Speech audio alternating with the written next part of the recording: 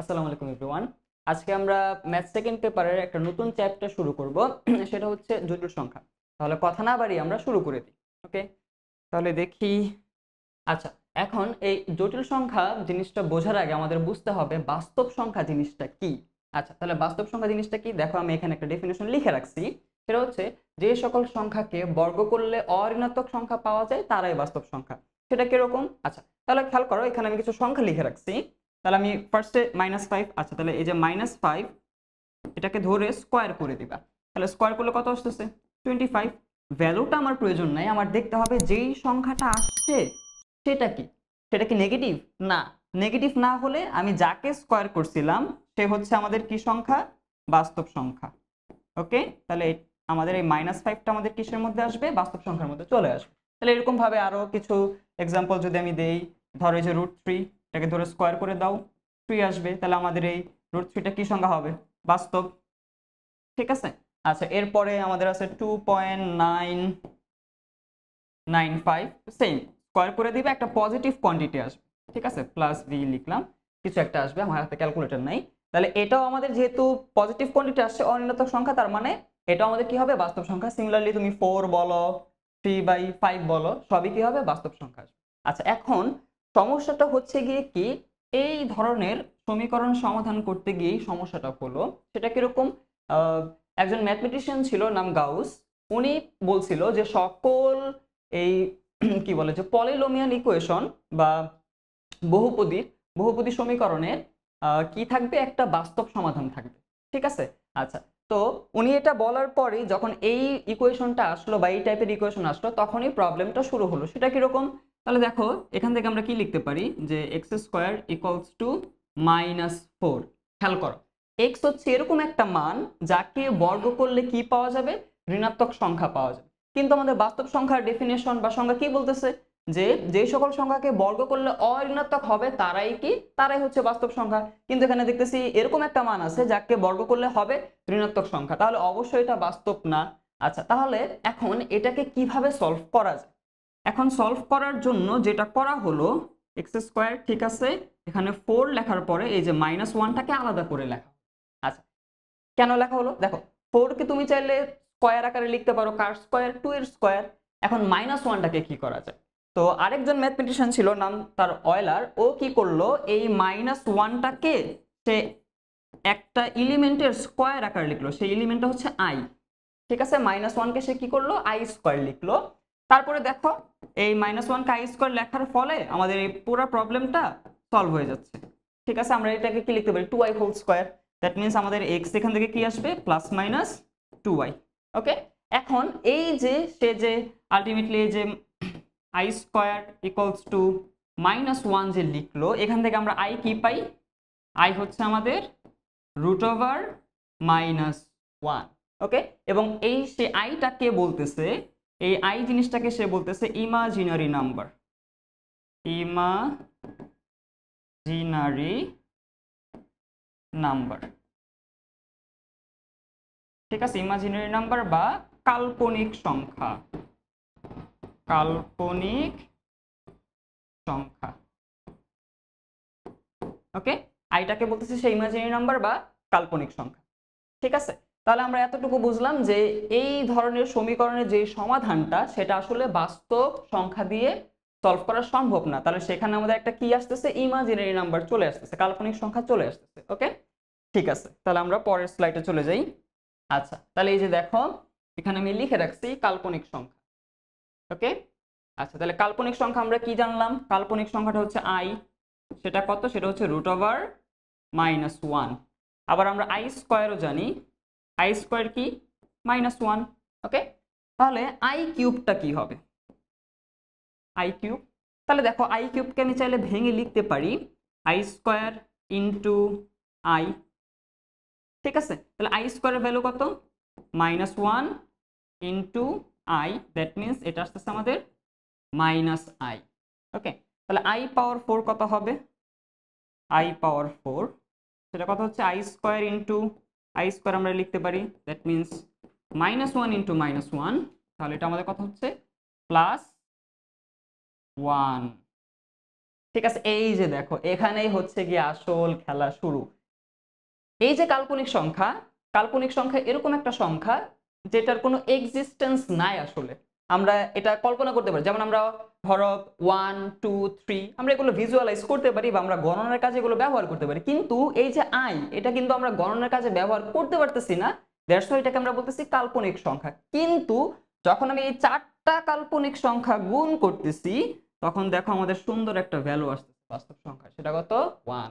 বুঝা গেছে? তার মানে যাকে আমরা কাল্পনিক সংখ্যা বা কল্পনার সংখ্যা বলতেছি সে আসলেও কল্পনার না, কল্পনার বাহিরে।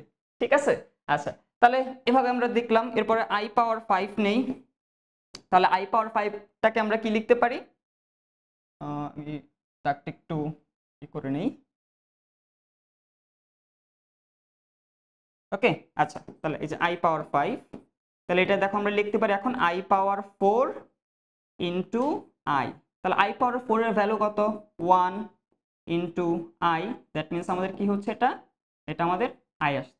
ঠিক আছে, এখন আমরা আয়ের উপর পাওয়ার যাই থাকুক না কেন সবসময় সেটাকে চেষ্টা করবো 4 আকারে ভাঙার জন্য। কেন?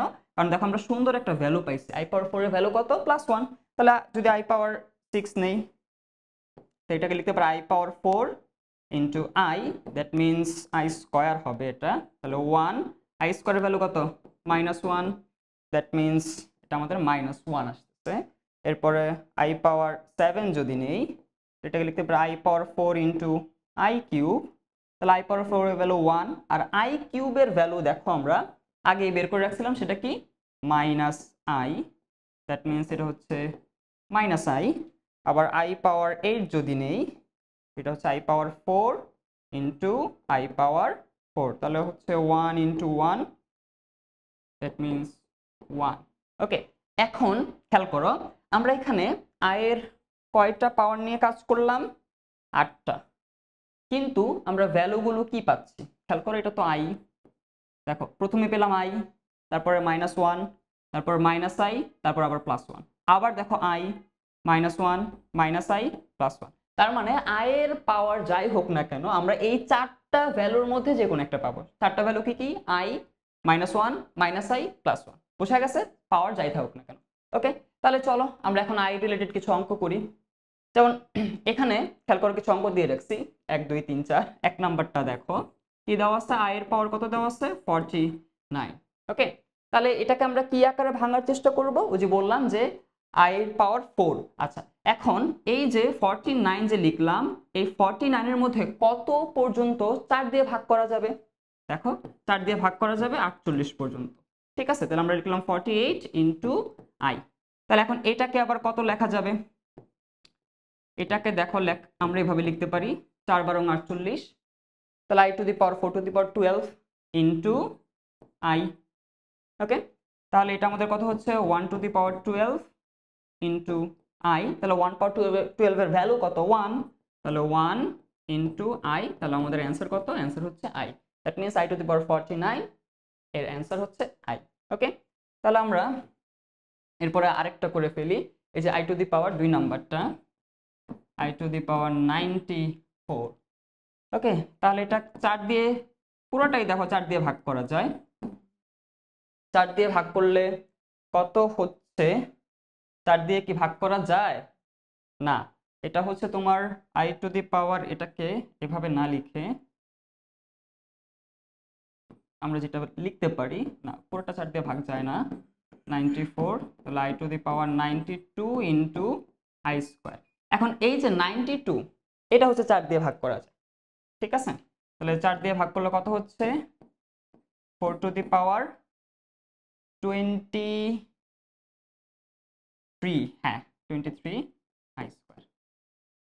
ওকে, এখন মানে মূলত এখানে মেন জিনিসটা হচ্ছে যেই সংখ্যা পর্যন্ত 4 দিয়ে ভাগ করা যাবে ওইটার রেজাল্ট হচ্ছে গিয়ে 1। ঠিক আছে, তুমি যদি এভাবে নাও লেখো তাও চলবে, যেই সংখ্যা পর্যন্ত 4 দিয়ে ভাগ যাবে তার ভ্যালু কত হয়ে যাবে 1 হয়ে যাবে। ওকে, তাহলে এটা হচ্ছে 1 to the power 23 into I square value কত -1, দ্যাট মিনস এটার অ্যান্সার হচ্ছে মাইনাস। ওকে, বোঝা গেছে এটা? আচ্ছা ঠিক আছে, তাহলে আমরা এরপরে 3 নাম্বারটা করব।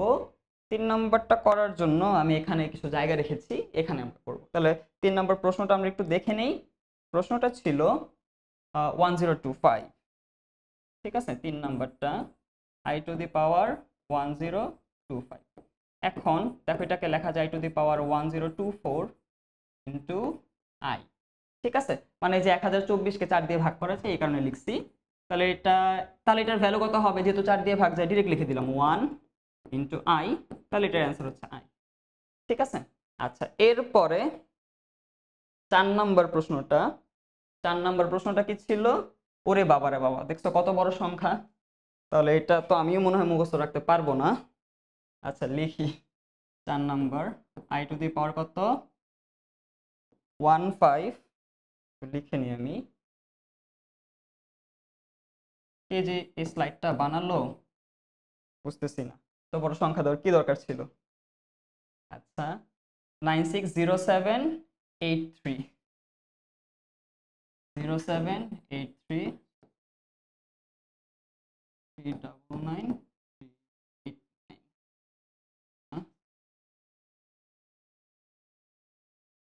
ঠিক আছে, ওকে। আচ্ছা, এত বড় একটা সংখ্যা এর উপর পাওয়ার, এখন তাহলে তুমি অবশ্যই ক্যালকুলেটর নিয়ে বসছো, ঠিক আছে। এখন তুমি যদি ক্যালকুলেটর এটাকে 4 দিয়ে ভাগ করো, দেখবা মানে যে ভাগফলটা আসবে সেটা দেখবা পয়েন্ট আকারে আসবে এবং 10 টু দি পাওয়ার আকারে আসবে, মানে তুমি এটা দেখে বুঝতে পারবা না এটাকে আসলে 4 দিয়ে ভাগ করা যায়, 4 দিয়ে ভাগ করলে ভাগশেষ কত থাকে, এটা তুমি ক্যালকুলেট করতে পারবা না সহজে। তাহলে এখন এটার জন্য প্রসেসটা কি, আচ্ছা দেখো এটার জন্য আমাদের একটা নাম্বার থিওরির একটা রুল বলতে পারো বা একটা ম্যাজিক বলতে পারো, সেটা কি, দেখো যদি কোনো বড় সংখ্যা শেষের 2 ডিজিট, কি বললাম, যদি কোনো বড় সংখ্যার শেষের 2 ডিজিট 4 দিয়ে বিভাজ্য হয় তাহলে পুরো সংখ্যাটা 4 দিয়ে বিভাজ্য হবে, ঠিক আছে। কি বললাম, যদি কোনো বড় সংখ্যার শেষের 2 ডিজিট 4 দিয়ে বিভাজ্য হয় তাহলে পুরো সংখ্যাটা 4 দিয়ে বিভাজ্য হবে। তার মানে এই যে i টু দি পাওয়ার এত বড় সংখ্যা, এটার ভ্যালু যা আসবে i টু দি পাওয়ার 89 শেষের 2 ডিজিট নিয়ে করলে সেম ভ্যালু তুমি পাবা, বুঝা গেছে। আচ্ছা, তাহলে আমরা এই যদি বড় সংখ্যা থাকে তাহলে আমরা কি নিয়ে কাজ করব, শুধুমাত্র শেষে 2 ডিজিট নিয়ে কাজ করব, ওকে। তাহলে এখানে 89, তাহলে কত পর্যন্ত 4 দিয়ে ভাগ যাবে, 88 ইন্টু i, তাহলে 88 তো 4 দিয়ে ভাগ যায়, তার মানে এটার ভ্যালু কত হবে, এটার ভ্যালু হবে 1, এটা 1 লিখছি, 1 ইন্টু i, তাহলে অ্যান্সার কত, তাহলে এটার অ্যান্সার হচ্ছে i, ঠিক আছে। তাহলে দেখো এই রুলটা ফলো করে আগের অঙ্কটাও করা যেত, সেটা কিভাবে, দেখো এই যে লিখলাম i টু দি পাওয়ার 1025,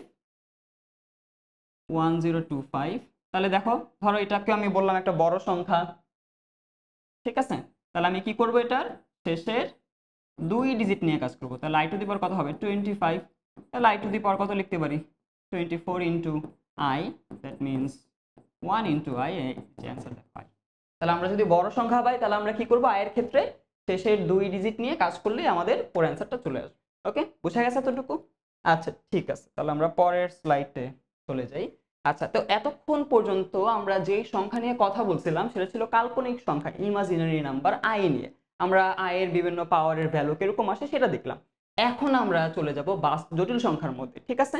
তাহলে দেখো জটিল সংখ্যার একটা ডেফিনেশন আমি লিখে রাখছি, সেটা কি, যে সকল সংখ্যাকে z equals to a plus ib আকারে প্রকাশ করা যায় তাদেরকে জটিল সংখ্যা বলে, যেখানে এই a b কই থেকে আসবে, বাস্তব সংখ্যা থেকে আসবে, আর a কে বলা হচ্ছে বাস্তব অংশ, b কে বলা হচ্ছে কাল্পনিক অংশ। সেটা কিরকম, যেমন দেখো, তাহলে ধরো আমি একটা সংখ্যা লিখলাম যে 3 প্লাস 4i, ঠিক আছে, z equals two 3 plus 4i, তাহলে এই যে আমাদের z equals to a plus ib আকারে প্রকাশ হয়ে গেল, ঠিক আছে। তাহলে এই সংখ্যাটাকে আমরা জটিল সংখ্যা বলতে পারবো, কিন্তু খেয়াল করো তো এখানে যেটা a, এখানে সেটা কত 3, এখানে যেটা b, এখানে সেটা কত 4, তার মানে আমি বলতে পারি যে a এর মান হচ্ছে 3, b এর মান কত 4, ওকে। তাহলে দেখো তো 3 আর 4 এটা কি বাস্তব সংখ্যার অংশ, হ্যাঁ, তাহলে আমরা বলতে পারি a b বিলংস টু আর বাস্তব সংখ্যার অংশ, তার মানে এই সংখ্যাটা কি সংখ্যা, জটিল সংখ্যা। আর এখানে বাস্তব অংশ কত, a কে বলা হয় বাস্তব অংশ, তাহলে বাস্তব অংশ, এখানে বাস্তব অংশ হচ্ছে আমাদের 3, কাল্পনিক অংশ কত, কাল্পনিক অংশ, কাল্পনিক অংশ কত, i এর সাথে যা আছে সেটাই, কাল্পনিক অংশ কত 4, ওকে। আচ্ছা, তাহলে এখন খেয়াল করো, এখানে কিছু সংখ্যা দিছে, এখানে বলছে যে এগুলোর মধ্যে কারা জটিল। যেমন আমাদের প্রথমটা কত বলা আছে, 2 + 3i। ঠিক আছে, এখানে a এর মান কত 2, b এর মান কত 3। 2 আর 3 কি বাস্তব সংখ্যার অংশ? হ্যাঁ অংশ। তাহলে আমরা বলতে পারি a b belongs to r। আর এটা দেখো যে a + ib আকারে প্রকাশ করা হচ্ছে, দ্যাট মিন্স এটা কি সংখ্যা? একটা জটিল সংখ্যা। এরপরে 2 নাম্বারটা আমাদের বলা আছে -5 - i। ও আচ্ছা, আরেকটা জিনিস বলে রাখি, তাহলে আমাদের এই 2 + 3 এর মধ্যে বাস্তব অংশ কত 2, কাল্পনিক অংশ কত 3। আচ্ছা, এরপর এটার জন্য আমাদের এখানে a এর মান কত -5, b এর মান কত -1। ঠিক আছে, যে i এর সাথে যা আছে সেটা -1। ওকে, তাহলে এই যে -5 আর -1 কি বাস্তব সংখ্যার অংশ? অবশ্যই। তাহলে আমরা কি বলতে পারি যে -5 - i এটা আমাদের কি একটা জটিল সংখ্যা। আর এখানে বাস্তব অংশ -5, কাল্পনিক অংশ -1। এরপরে 3 নাম্বারটা শুধু i। ঠিক আছে, খেয়াল করো, শুধু i কে আমরা কি বলছিলাম? কাল্পনিক সংখ্যা বা ইমাজিনারি নাম্বার। এখন এটা কি জটিল সংখ্যা হতে পারবে? দেখি আমরা। দেখো, শুধু i কে আমরা লিখতে পারি না যে 0 + i, লেখা যায়? অবশ্যই লেখা যায়। তাহলে এখানে আমাদের a কত, এর মান 0, b এর মান কত 1। এখন এই যে 0 আর 1 এটা কি বাস্তব সংখ্যার অংশ? অবশ্যই। তাহলে আমাদের a b belongs to r। তার মানে এই যে শুধু i সেটাও একটা কি সংখ্যা? সেটাও একটা জটিল সংখ্যা। তার মানে আমরা বলতে পারি আমরা যে কাল্পনিক সংখ্যা করছিলাম বা পড়ছিলাম সেটাও একটা জটিল সংখ্যা, নিজে একটা জটিল সংখ্যা হবে। ওকে, আচ্ছা, এরপরে হচ্ছে আমাদের 4 নাম্বারটা শুধু 3 দেওয়া আছে। আমরা জানি 3 কি বাস্তব সংখ্যা। এখন এটা কি জটিল সংখ্যা হতে পারে? আচ্ছা, আমরা একটু দেখি। দেখো, শুধু 3 কে লেখা যায় না 3 + 0 * i, লিখতে পারি এভাবে? অবশ্যই লেখা যায়। তার মানে এখানে আমাদের a কত, বাস্তব অংশ কত 3, আর কাল্পনিক অংশ কত 0। তাহলে এটাকে আমরা কি লিখতে পারি? 3 আর 0 তো দুইটাই তো আমাদের বাস্তব সংখ্যার অংশ। তাহলে a b দুইটাই আমাদের 8 থেকে আসতেছে, অতএব শুধু 3 ও কি সংখ্যা? জটিল সংখ্যা। বুঝা গেছে? তারপরে এই যে এইভাবে দেখো, 5 নাম্বারটা আছে √7। তাহলে √7 কেও সেম, এই যে √7 + 0 * i লিখতে পারি। তাহলে এখানে আমাদের বাস্তব অংশ হচ্ছে √7, কাল্পনিক অংশ 0, দুইটাই আমাদের বাস্তব সংখ্যার অংশ। তাহলে এটাও আমাদের কি হবে? জটিল সংখ্যা হবে। অনুরূপ ভাবে এই যে -√3, 0, ঠিক আছে, এগুলো আমাদের কি হবে? এগুলো হবে সবই জটিল সংখ্যা। তাহলে এখান থেকে আমরা কি বলতে পারি? খেয়াল করো, এই যে আলটিমেটলি আমি কালারটা একটু চেঞ্জ করে নিই। হ্যাঁ, এই যে দেখো 3, √7, -√3, 0, এগুলো আমরা কি দেখলাম? এগুলো তো ন্যাচারালি মানে নরমালি কি, নরমালি হচ্ছে আমাদের বাস্তব সংখ্যা। আবার এগুলোও দেখলাম একসাথে কি হচ্ছে? জটিল সংখ্যা হচ্ছে, কারণ এগুলোকে যে আমরা z = a + ib আকারে প্রকাশ করতে পারতেছি। কিন্তু এগুলো দেখো তো, এগুলোকে কি বাস্তব বলার কোনো মানে অপশন আছে? হ্যাঁ, এগুলোকে কি বাস্তব বলার কোনো অপশন আছে? বাস্তব তুমি বলতে পারবা, কারণ কি আছে? i আছে। তাহলে এগুলোকে বাস্তব বলার কোনো চান্স নাই। তার মানে এগুলো হচ্ছে শুধুই জটিল, মানে এগুলোকে বলা হয় pure complex number, sorry imaginary না, পিওর কমপ্লেক্স নাম্বার বলা হয়। আর এগুলো পিওর কমপ্লেক্স না, কেন না? কারণ এগুলো একই সাথে কমপ্লেক্স নাম্বার হচ্ছে, জটিল সংখ্যা হচ্ছে, আবার বাস্তব সংখ্যা হচ্ছে। তার মানে এখান থেকে আমরা বলতে পারি সকল বাস্তব সংখ্যাই জটিল সংখ্যা, কিন্তু সকল জটিল সংখ্যা বাস্তব সংখ্যা না। ঠিক আছে, কারণ দেখো যেগুলো বাস্তব হচ্ছে সেগুলোকে আমরা জটিল আকারে প্রকাশ করতে পারতেছি, কিন্তু যেগুলো শুধু জটিল সেগুলো কি বাস্তব আকারে প্রকাশ করা যাচ্ছে? যাচ্ছে। ঠিক আছে, তাহলে এই জিনিসটা মনে রাখবা যে সকল বাস্তব সংখ্যা জটিল সংখ্যা, কিন্তু সকল জটিল সংখ্যা বাস্তব সংখ্যা না। তাহলে বলো তো কার রেঞ্জটা বড়? ঠিক আছে, কার পরিধি বা সীমানাটা বড়? অবশ্যই জটিল সংখ্যা, কারণ জটিল সংখ্যার একটা অংশ হচ্ছে বাস্তব সংখ্যা। ঠিক আছে, বুঝছো এটা? আচ্ছা, ঠিক আছে, তো এখানে আরেকটা জিনিস বলে রাখা দরকার। আমি এগুলোকে একটু ছোট করে নেই। আরেকটা জিনিস আমি তোমাদের এখন দেখাবো।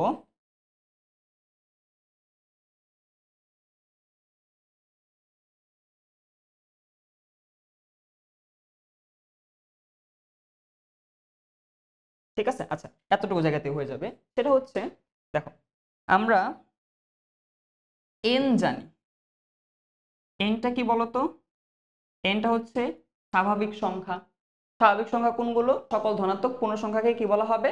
স্বাভাবিক সংখ্যা। 1 2 3 4 5 এগুলো হচ্ছে আমাদের স্বাভাবিক সংখ্যা। আচ্ছা, এখন এই স্বাভাবিক সংখ্যা এটা কার অন্তর্ভুক্ত? ঠিক আছে, স্বাভাবিক সংখ্যাটা হচ্ছে আলটিমেটলি আমাদের, আমরা বলতে পারি যে জেড, জেড এর সাবসেট। কারণ জেড কোনগুলো খেয়াল করো তো, জেড হচ্ছে আমাদের 0 প্লাস মাইনাস 1 প্লাস মাইনাস সকল পূর্ণ সংখ্যা, পূর্ণ সংখ্যা হচ্ছে জেড। আর স্বাভাবিক সংখ্যার মধ্যে কি আছে? পজিটিভগুলো আছে। আর জেড এর মধ্যে কি আছে? পজিটিভ নেগেটিভ দুইটাও আছে। তাহলে বড় কে? বড় হচ্ছে জেড। এই কারণে আমরা বলতে পারি N is a subset of Z. এখন এই যে পূর্ণ সংখ্যা, এটা আবার কার সাবসেট? এটা হচ্ছে মূলদ সংখ্যার সাবসেট। মূলদ সংখ্যা কি মনে আছে? যে সকল সংখ্যাকে পি বাই কিউ আকারে প্রকাশ করা যায় তারাই হচ্ছে মূলদ সংখ্যা। ওকে, তাহলে দেখো পূর্ণ সংখ্যাগুলোকে কিন্তু আমরা নর্মালি পি বাই কিউ আকারে প্রকাশ করতে পারি, কিন্তু যেগুলো ভগ্নাংশ সেগুলো তো পি বাই কিউ আকারে প্রকাশ করা যায়, কিন্তু সেগুলো পূর্ণ সংখ্যা নয়। তার মানে আমরা বলতে পারি এই যে পূর্ণ সংখ্যা, এটা কার সাবসেট? মূলদ সংখ্যার সাবসেট। আবার এই মূলদ সংখ্যা এটা আবার কার সাবসেট? মূলদ সংখ্যা থেকে বড় কে? বাস্তব সংখ্যা। কারণ বাস্তব সংখ্যার মধ্যে কে কে আছে? মূলদ আছে, আবার অমূলদ আছে। আবার আমরা মাত্র দেখলাম যে এই বাস্তব সংখ্যা থেকে আবার বড় কে? কার সাবসেট? সেটা হচ্ছে কমপ্লেক্স নাম্বার, জটিল সংখ্যা। ঠিক আছে, তাহলে এটা হচ্ছে আমাদের যত সংখ্যা আছে তাদের একটা সিকোয়েন্স তুমি বলতে পারো। তাহলে এই রিলেশনটা মনে রাখবা, এটা পরীক্ষায় এমসিকিউ আকারে আসে যে নিচের কোনটি সঠিক। ঠিক আছে, বোঝা গেছে এটা? আচ্ছা ঠিক আছে, তাহলে আমরা পরের স্লাইডে চলে যাই।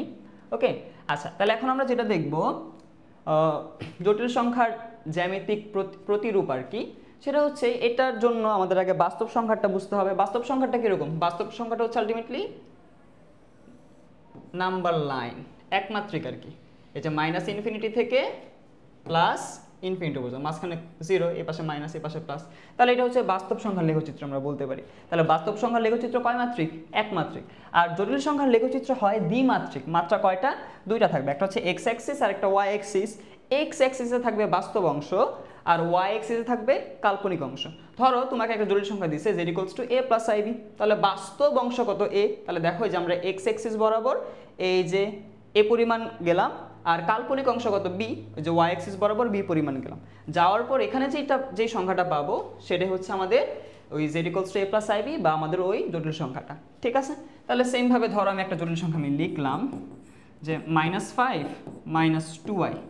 তাহলে এটা কিরকম হবে? আচ্ছা তাহলে ধরো এটা হচ্ছে এক্স অ্যাক্সিস, ওয়াই অ্যাক্সিস। ঠিক আছে, আচ্ছা তার মানে এদিক হচ্ছে আমাদের বাস্তব, এক্স অ্যাক্সিস বরাবর বাস্তব অংশ, ওয়াই অ্যাক্সিস বরাবর কাল্পনিক অংশ। তাহলে আমাদের এখানে বাস্তব অংশ কত? বাস্তব অংশ হচ্ছে আমাদের -5। তার মানে কোন দিকে যাওয়া লাগবে বলো তো? -5 যেহেতু এই যে 1 2 3 4 5, এই যে এখানে আসা লাগবে -5। আর কাল্পনিক অংশ কত?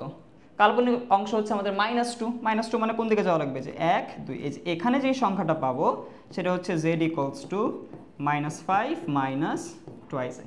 ঠিক আছে, তাহলে এরকম ভাবে ধরো আমি আরেকটা লিখলাম যে 3 - 4i। তাহলে 3 - 4i এর জন্য কি হবে খেয়াল করো। তাহলে আমাদের বাস্তব অংশ কত? 3 + 3, তার মানে কোন দিকে যাবো আমরা? ডান দিকে, 1 2 3 এখানে। আর কাল্পনিক অংশ কত? -4, তাহলে নিচের দিকে যেতে হবে। তাহলে 1 2 3 4, এই যে এখানে, এখানে যে সংখ্যাটা পাবো সেটা হচ্ছে z = 3 - 4i। ওকে, ক্লিয়ার? তাহলে এই হচ্ছে আমাদের জটিল সংখ্যার লেখচিত্র আমরা বলতে পারি। অনেকটা বলতে পারো ওই তোমরা তো স্থানাঙ্ক জ্যামিতি করছো, স্থানাঙ্ক জ্যামিতির যে আমরা যে পয়েন্ট যেভাবে আইডেন্টিফাই করি অনেকটা ওইরকম। ঠিক আছে, আচ্ছা তাহলে আমরা এটা বুঝলাম। এরপরে পরের স্লাইডে যাই।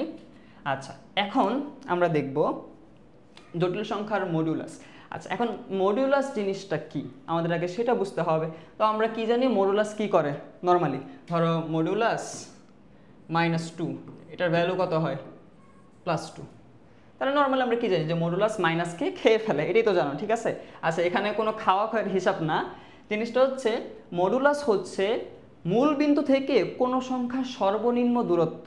ঠিক আছে, সেটা কিরকম, যেমন এটার জন্য খেয়াল করো, আবার ধরো 2 কে মডুলাস করলে কি হয়, +2 হয়।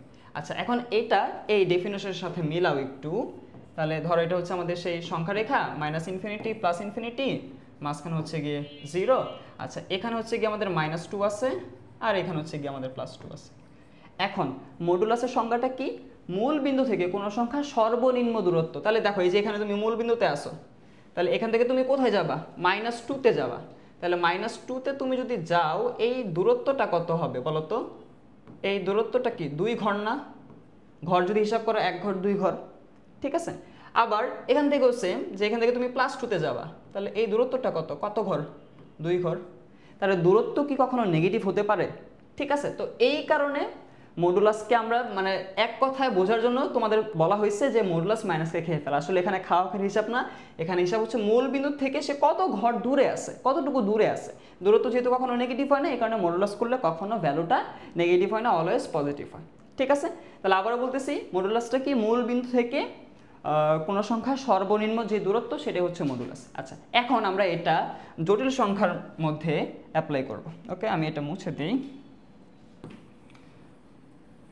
এটা দরকার নাই। আচ্ছা, খেয়াল করো, ধরো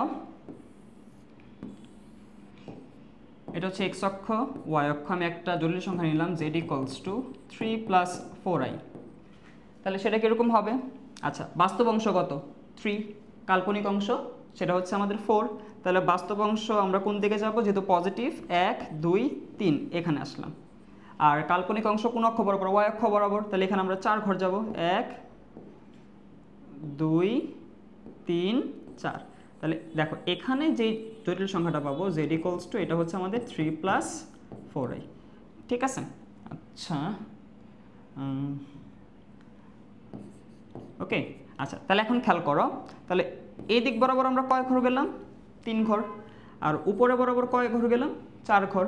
ঠিক আছে, আমি যদি যোগ করে দেই, এখন একটা এরকম হবে। এখন আমাদের মূল বিন্দু কোনটা, এখানে। এখন মূল বিন্দু থেকে এই যে জটিল সংখ্যা, তার সরাসরি দূরত্ব বা সর্বনিম্ন দূরত্ব কি হবে বলতো, যদি আমি এই দুইটাকে স্কেল দিয়ে যোগ করে দিই।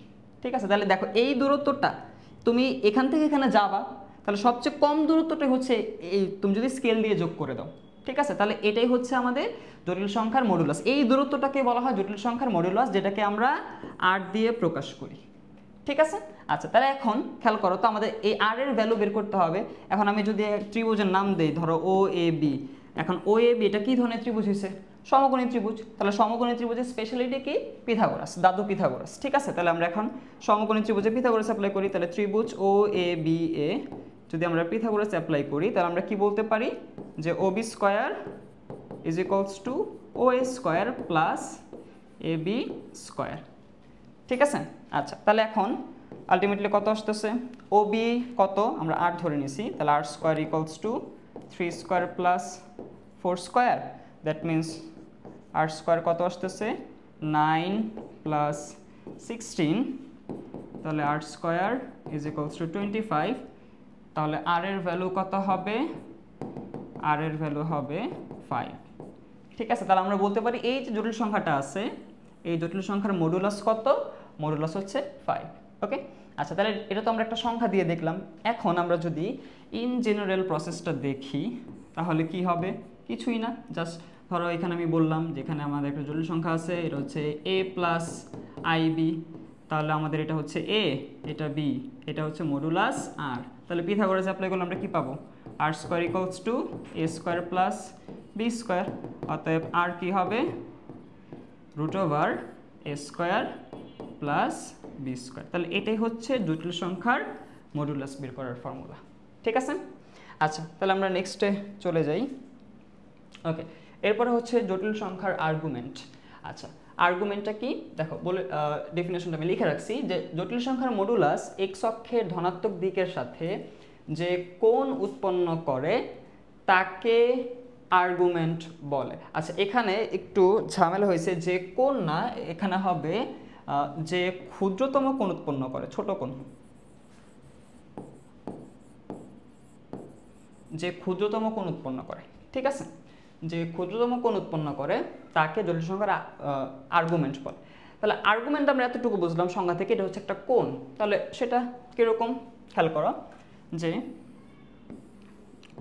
ধরো এটা এক্স অক্ষ, ওয়াই অক্ষ, এখানে আমাদের একটা জটিল সংখ্যা আছে z equals to a plus i b. Okay, তার মানে কি, এটা হচ্ছে আমাদের a, এটা b, এই যে দেখো এটা হচ্ছে আমাদের সেই জটিল সংখ্যার মডুলাস। আর এখন দেখো তো এই যে মডুলাসটা এক্স অক্ষের ধনাত্মক দিকের সাথে কতটুকু, দেখো দুইটা কোণ উৎপন্ন করছে আমরা বলতে পারি। একটা হচ্ছে এই দিক দিয়ে আসছে, ঠিক আছে, এই যে একটা হচ্ছে এই দিক দিয়ে, আরেকটা হচ্ছে এই দিক দিয়ে, ঠিক আছে, দুইটা কোণ হয়েছে। এখন এই দুইটা কোণের মধ্যে ছোটকে অবশ্যই ঘড়ি কাঁটার বিপরীত দিকে যেদিকে যাচ্ছে সেটা, তাহলে এই ছোট কোণটাকে বলা হবে জটিল সংখ্যার আর্গুমেন্ট, ঠিক আছে। আচ্ছা, তার মানে এটাকে আমি বলতে পারি এই যে থেটা দিয়ে প্রকাশ করা হয়, তাহলে এটাই হচ্ছে আমাদের আর্গুমেন্ট। তাহলে আর্গুমেন্ট বের করার জন্য ফর্মুলাটা কি হবে, দেখো যেহেতু সমকোণী ত্রিভুজ, আমি যদি ট্যান থেটা নেই, ট্যান থেটার ফর্মুলা আমরা কি জানি, লম্ব বাই ভূমি, কি হলো, দুষ্টমি করে আর কি, তাহলে লম্ব বাই ভূমি। ওকে, তাহলে এখান থেকে আমাদের থেটা কি আসতেছে, থেটা হচ্ছে ট্যান ইনভার্স, এখানে আমরা একটা মডুলাস ইউজ করি, b by a, tan inverse b by a. Okay, তাহলে এটাই হচ্ছে আর্গুমেন্ট বের করার ফর্মুলা। এখন সেটা হচ্ছে খেয়াল করো তো, আমরা যে এই আর্গুমেন্টটা বের করলাম এটা কোন চতুর্ভাগের জন্য, প্রথম চতুর্ভাগের জন্য। এখন দ্বিতীয় চতুর্ভাগের জন্য কি আমাদের ফর্মুলাটা কি সেম হবে, বা কোনটাকে সেম উৎপন্ন করবে? অবশ্যই না। তাহলে দ্বিতীয় চতুর্ভাগের জন্য কি হয় সেটা আমরা এখন একটু দেখার চেষ্টা করি। আচ্ছা, তাহলে ধরো দ্বিতীয় চতুর্ভাগ যখন আমি নিব, তখন জটিল সংখ্যাটা কোন অক্ষে থাকবে, 2 নম্বর অক্ষে, 2 নম্বর চতুর্ভাগে থাকবে, ঠিক আছে। আচ্ছা, তাহলে 2 নম্বর চতুর্ভাগে যদি থাকে, ধরো এখানেও আমি লিখলাম যে z equals to a plus i b, মানে এখানে আলটিমেটলি এর মানটা নেগেটিভ হবে আর কি, যাই হোক সমস্যা নাই, তাহলে এরকমভাবে নিলাম। আচ্ছা, এখন তাহলে এটা হচ্ছে আমাদের সেই a, এটা b, এটা হচ্ছে r, এটা হচ্ছে সেই থেটা। থেটা কি এটা হবে? এখানেই তোমরা ভুলটা করবা না। আচ্ছা, তাহলে থেটা কোনটা হবে? আমি কি বলছিলাম, আর্গুমেন্টটা কি, আর্গুমেন্ট হচ্ছে এক্স অক্ষের ধনাত্মক দিকের সাথে যে ক্ষুদ্রতম কোণ উৎপন্ন করে। তাহলে দেখো তো এই যে মডুলাস বা এই যে আর যেটা আছে, আমি একটু কালারটা চেঞ্জ করে নিই, এই যে আর যেটা আছে খেয়াল করো, এই আরটা এক্স অক্ষের ধনাত্মক দিকের সাথে দুইটা কোণ উৎপন্ন করছে। একটা হচ্ছে এই যে এই দিক দিয়ে অ্যান্টি ক্লকওয়াইজ, আরেকটা হচ্ছে ক্লকওয়াইজ, ঠিক আছে। এখন এই দুইটার মধ্যে ছোট কোণটা কি? অবশ্যই ঘড়ি কাঁটার বিপরীত দিকে যেটা আসছে সেটা। তার মানে এখানে আমাদের আলটিমেটলি আর্গুমেন্ট কোনটা হবে, এই যে এটা, বুঝা গেছে। তাহলে আমরা এই কোণটা কিভাবে বের করব? আচ্ছা, এই কোণটা বের করার জন্য আমাদের ফর্মুলাটা হচ্ছে theta equals to pi minus tan inverse modulus b by a. Pi থেকে মাইনাস করতে হবে। কেন মাইনাস করতে হবে? কারণ 2 নম্বর চতুর্ভাগে আছে তাই, ঠিক আছে। আচ্ছা, তাহলে দ্বিতীয় চতুর্ভাগের জন্য আর্গুমেন্ট হবে এটা। যদি আমি 3 নম্বর চতুর্ভাগে যাই, 3 নম্বর চতুর্ভাগে যদি যাওয়া হয়, তাহলে এটা হচ্ছে এক্স অ্যাক্সিস, এটা হচ্ছে ওয়াই অ্যাক্সিস। 3 নম্বর চতুর্ভাগে জটিল সংখ্যাটা যেখানে থাকবে। আচ্ছা, তাহলে এটা হচ্ছে সেই আর, এটা হচ্ছে z equals to a plus i b. Okay, আচ্ছা, তাহলে এখন খেয়াল করো, আবারও সেম ডেফিনেশন, এক্স অক্ষের ধনাত্মক দিকের সাথে যে ক্ষুদ্রতম কোণ উৎপন্ন করে, তাহলে এক্স অক্ষের ধনাত্মক দিকে এটা। তাহলে দেখো এই যে এই দিক দিয়ে একটা কোণ আসতেছে আর এই দিক দিয়ে একটা কোণ আসতেছে। এখন এই দুইটা কোণের মধ্যে এখানে ছোট কোণকে, অবশ্যই এখানে দেখো ঘড়ি কাঁটার দিকে যে কোণটা আসছে সেটা হচ্ছে ছোট কোণ, মানে ওই যে নিচ থেকে যেটা আসছে। তার মানে আমাদের এখানে আর্গুমেন্ট কোনটা হবে, ঠিক আছে, বেশি মুছে ফেলছি। তাহলে আমাদের এখানে আর্গুমেন্ট কোনটা হবে, আবার দুষ্টামি করতেছে আর কি, ঠিক আছে, এই যে এটা, বুঝা গেছে। তাহলে এখন এটা বের করার জন্য কি করতে হবে, এটা বের করার জন্য ফর্মুলা হচ্ছে minus pi plus tan inverse modulus b by a, ঠিক আছে। এটা হচ্ছে আমাদের 3 নম্বর চতুর্ভাগের জন্য। আর যদি 4 নম্বর চতুর্ভাগে আমরা যাই, 4 নম্বর চতুর্ভাগের জন্য কেমন হবে, 4 নম্বর চতুর্ভাগে জটিল সংখ্যাটা এই যে 4 নম্বর চতুর্ভাগে থাকবে। তাহলে এখানেও দেখো দুইটা কোণ, এখন আশা করি তোমরা বুঝতে পারছো এখানে আমাদের আর্গুমেন্ট কোনটা হবে, এই যে এটা হচ্ছে আর্গুমেন্ট, আর এটা বের করার ফর্মুলাটা হচ্ছে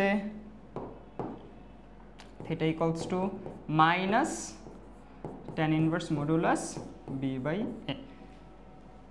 ঠিক আছে, তার মানে আমরা কি দেখলাম যে আমাদের 4টা চতুর্ভাগে আর্গুমেন্ট বের করার ফর্মুলা কয়টা, 4টা। প্রত্যেক ক্ষেত্রে আমাদের মডুলাস বের করার ফর্মুলা কিন্তু একটাই, √a² + b²। কিন্তু আর্গুমেন্ট 4 চতুর্ভাগে, যেহেতু কোণ 4 চতুর্ভাগে 4 রকম হবে। ক্লিয়ার? এটা বোঝা গেছে? আচ্ছা ঠিক আছে, তাহলে এক কাজ করি, আমি সবগুলো একসাথে লিখে দিই। ঠিক আছে, যে আর্গুমেন্ট সেটা হচ্ছে গিয়ে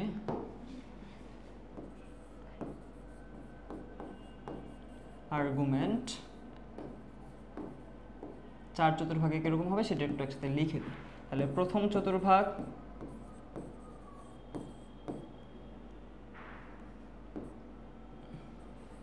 প্রথম চতুর্ভাগের জন্য আমাদের থিটা হচ্ছে tan inverse modulus b by a. Okay, আচ্ছা এটা ইনভার্স হয় নাই।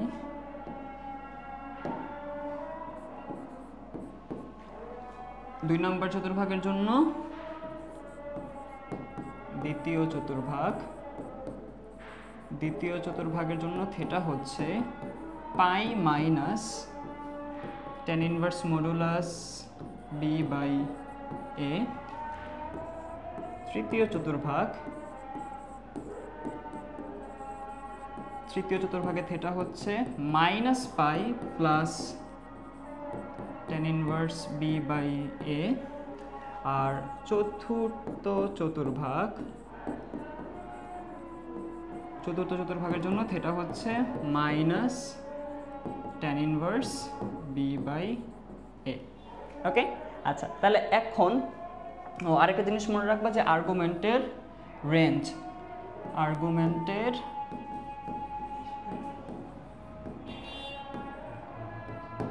সীমা, সেটা কি হবে, সেটা হচ্ছে -π থেকে বড় হতে হবে, পায়ের সমান বা তার থেকে ছোট হতে হবে। ঠিক আছে, এটা হচ্ছে আলটিমেটলি আর্গুমেন্টের রেঞ্জ বলা যায়, এটাও এমসিকিউতে আসে। ঠিক আছে, আচ্ছা এটাতেই সবসময় ক্ষুদ্রতম কোণ পাওয়া যাবে। ওকে, আচ্ছা ঠিক আছে, তাহলে আমরা বুঝলাম। ওকে ঠিক আছে, আর্গুমেন্ট গেল। আচ্ছা এখন হচ্ছে জটিল সংখ্যার পোলার আকার। আচ্ছা তাহলে আমরা কি বুঝলাম যে মডুলাসকে কি দিয়ে প্রকাশ করা হয়, মডুলাস এটাকে প্রকাশ করা হয় 8 দিয়ে, আর আর্গুমেন্ট এটাকে প্রকাশ করা হয় থিটা দিয়ে। এটা আমরা এতটুকু আগে দেখলাম। আচ্ছা এখন আমরা পোলার আকারটা দেখব। তাহলে পোলার আকারটা কিছুই না, খেয়াল করো, আমরা যদি একটা জটিল সংখ্যা নেই, ধরো প্রথম চতুর্ভাগে নিলাম z = a + ib, তাহলে লম্ব টানলাম, তাহলে এতটুকু হচ্ছে a, এটা b, এটা হচ্ছে আমাদের সেই r, আর এই কোণটা হচ্ছে আমাদের আর্গুমেন্ট থিটা।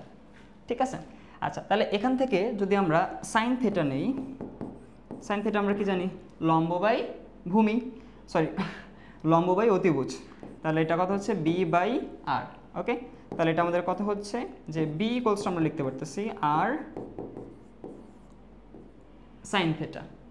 ওকে, আবার যদি আমরা cos থিটা নেই, cos থিটা কি, ভূমি বাই অতিভুজ, তাহলে ভূমি হচ্ছে a, অতিভুজ r, দ্যাট মিন্স এখান থেকে a বলতে পারি r cos থিটা।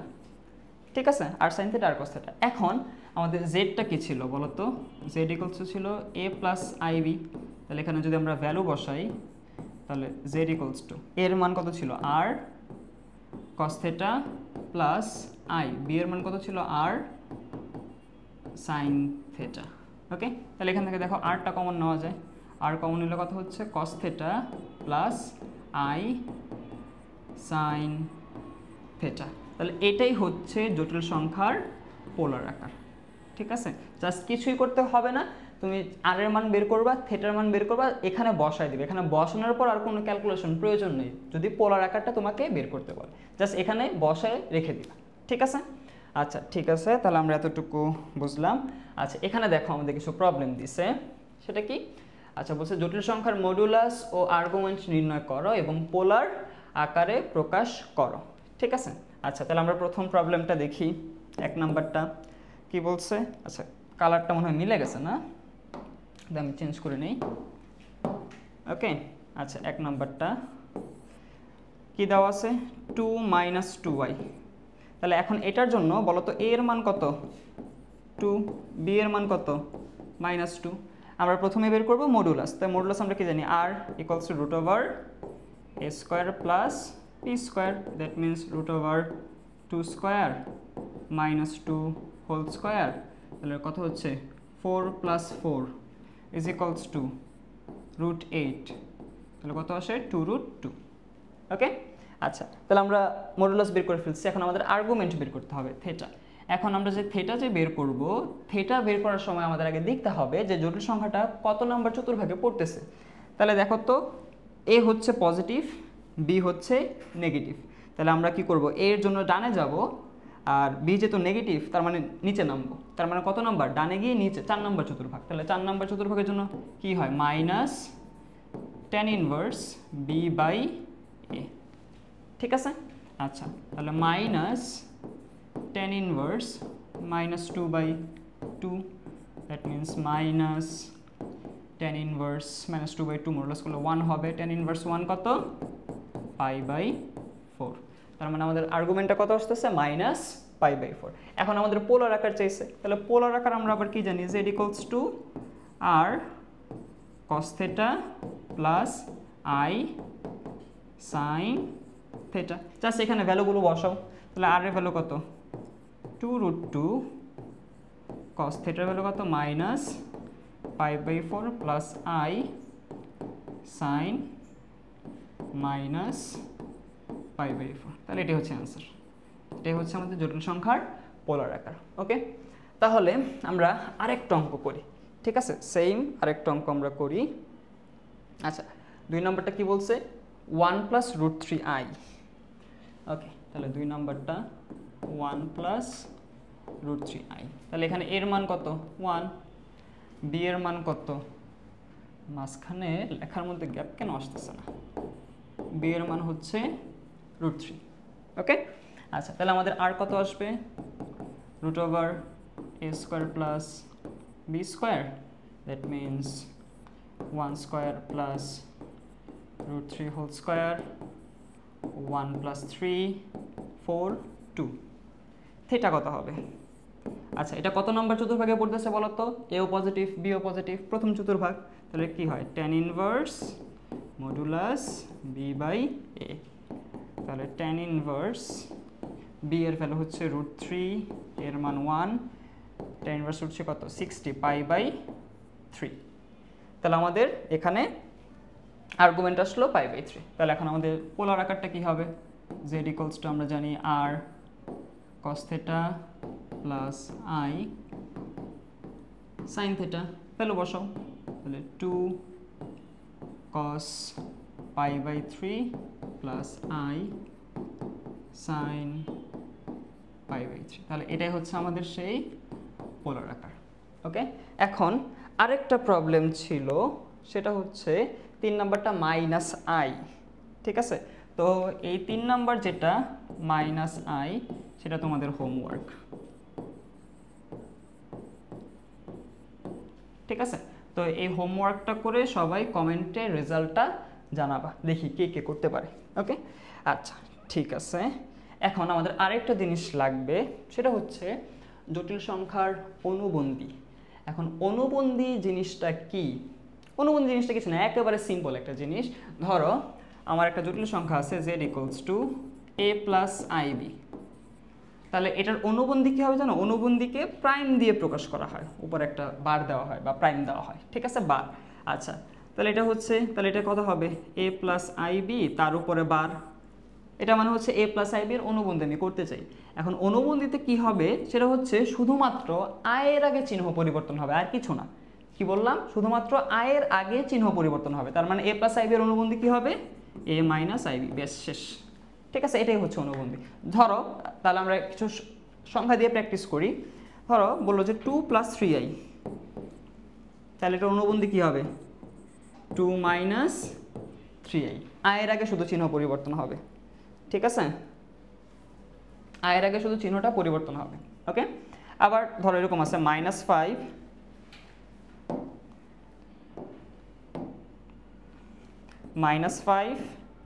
-2y, তাহলে এটার অনুবন্ধী কি হবে -5 প্লাস 2y। দেখো আয়ের আগে চিহ্নটা কি ছিল মাইনাস, আয়ের আগে চিহ্নটা শুধু পরিবর্তন হয়েছে, প্লাস হয়ে গেছে। ঠিক আছে, এভাবে আরেকটা দিতে পারি যে -3 প্লাস 5i।